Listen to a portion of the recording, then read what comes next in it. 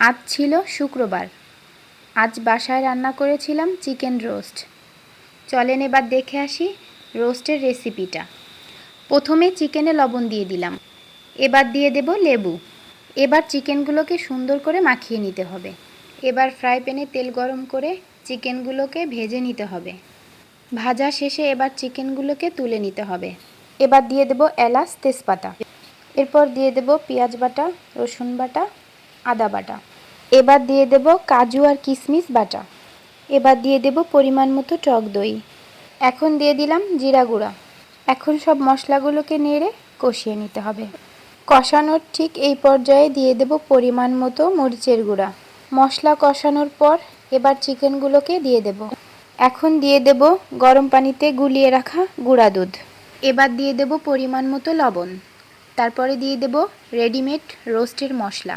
এবার চিকেনগুলোকে সুন্দর করে রান্না করে নিতে হবে। সব শেষে দিয়ে দিলাম পেঁয়াজ বেরেস্তা। এখন রোস্টটাকে পরিবেশন করে নিলাম। আজকের রেসিপিটা ছিল এই পর্যন্তই। ভিডিওটা কেমন লেগেছে জানাবেন।